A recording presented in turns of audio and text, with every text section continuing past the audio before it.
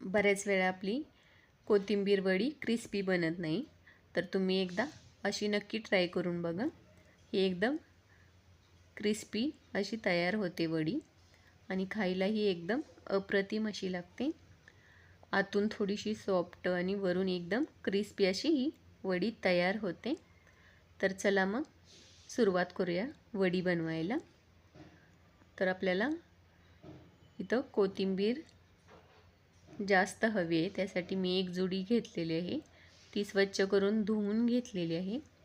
ती पाणी थोडंसं त्याच्यातलं मी काढून घेतलेलं आहे आणि ती एकदम बारीक कट करून घेतलेली आहे। इथं मी सगळी एक जुडी अशी कट करून घेतलेली आहे। तर त्यासाठी आपल्याला हा मसाला तयार करून घ्यायचा आहे। त्यामध्ये 1 चमचा जिरे, 1 चमचा धने, आलं, लसूण आणि मिरच्या 7 ते 8 घेतलेल्या आहेत। त्या आपण तिखटनुसार कमी जास्त करून घ्यायच्या। पाणी न घालता जाडसर असं वाटून घ्यायचं। आता ह्यामध्ये आपण चवीनुसार मीठ घालायचं, 1 चमचा लाल मिरची पावडर, 1 चमचा धने जिरे पूड, यामध्ये 1 वाटी मी बेसन घातलेलं आहे आणि 3 चमचे किंवा अर्धी वाटी आपण इथं तांदळाचं पीठ घालायचं आहे। हे आता एकदा मिक्स करून घेऊया सगळं।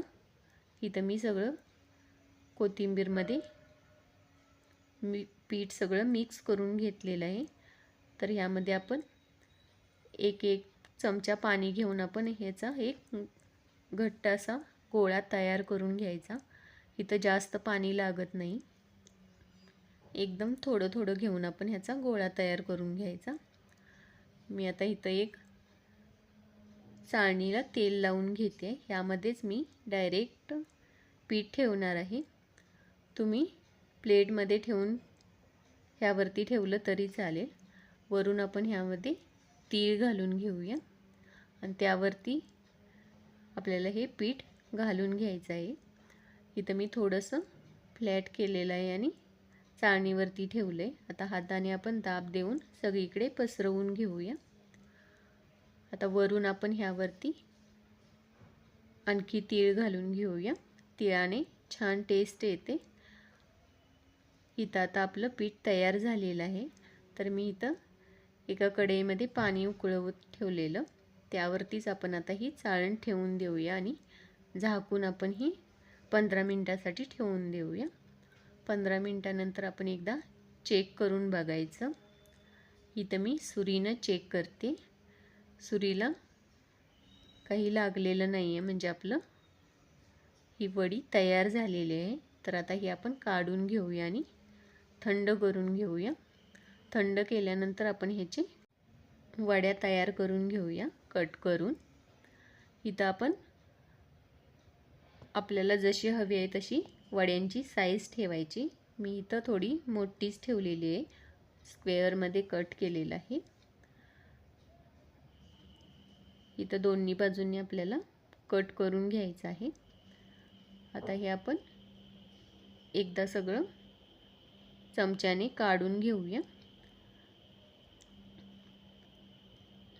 इथं आपल्या सगळ्या वड्या आता काढून झालेल्या आहेत।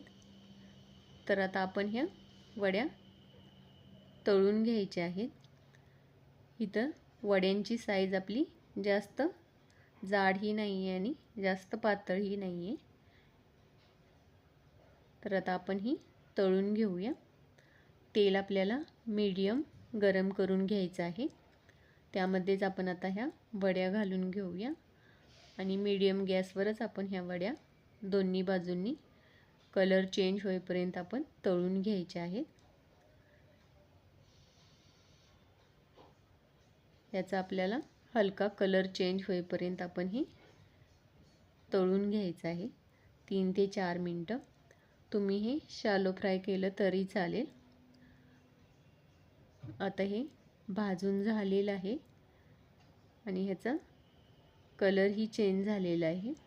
तर आता आपण हे काढून घेऊया आणि राहिलेल्या सगळ्या वड्या आपण अशाच तळून घेऊया।